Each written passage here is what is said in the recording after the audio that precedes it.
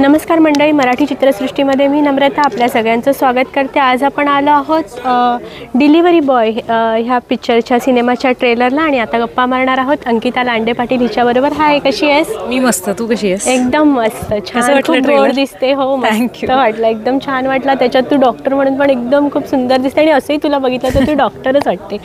बरं, तुला व्हायचं होतं डॉक्टर असं तू म्हणत होती? हा, मला पोस्ट ग्रॅज्युएशनमध्ये व्हायचं होतं, मी तशी आहे। हां, अच्छा, बॅचलर्स डिग्री। ओके, बरं, मला आता डिलिव्हरी बॉय या सिनेमाबद्दल काय सांगशील तू? मी या फिल्मबद्दल हे सांगेन की खूप महत्त्वाचा विषय आमची फिल्म मांडते। विषय कोणता आहे? सरोगेसी किंवा एक आई पण जे होणं खूप इम्पॉर्टंट असते एखाद्या बाईला। बरोबर। आणि ते नाही झालं की किती प्रॉब्लेम्स वगैरे। आणि त्याची एक दुसरी बाजू अशी जी आमची फिल्म सांगते की ज्या बाईला आई होता येत नाही तिला ते सुख द्यायचं, आणि ज्या बायकांकडे परिस्थितीनुसार त्या गरीब आहेत त्यांना ते आर्थिक सुख द्यायचं। Yes, right.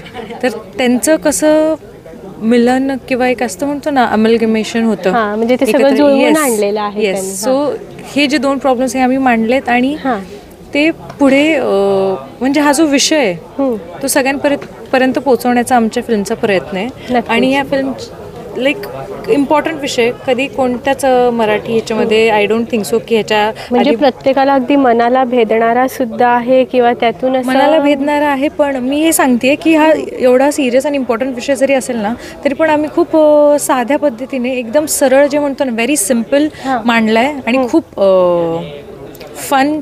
म्हणजे लोक त्याच्यामधून जागृत सुद्धा होतील आणि मजा सुद्धा सिनेमाची घेतील असं सगळं आहे। बरोबर, अच्छा। आणि एक असं ट्रेलरच्या वेळी असं सगळे बोलत होते की पाऊस पडला, नेमका कधी पडला? सो आमचं जे दुसरं गाणं आहे आई होणार तू आई होणार, त्या दिवशी आमचा नाईट शूट होता तेव्हा आणि सगळं सेट वगैरे लागले, अख्खं डेकटॉप। तूही पुण्यावरून आली होती? येस, पुण्यावरून आले होते मी फक्त ते गाणं, कारण की आमचं फक्त ते गाण्याचं स्केड्यूल नंतर लागलं होतं। आणि आता ते शूट होणार आहे, 6 वाजताची शिफ्ट आहे, 5 वाजता जो पाऊस सुरू झालाय आमचे लिटरली असे पाय डिप झालेत पाण्यामध्ये, एवढा फुटाचा पाऊस पडलाय आणि सगळं, आणि एव्हरीवन इज लाईक काय करायचं लोक नाश्ता करतायत, काय करायचं।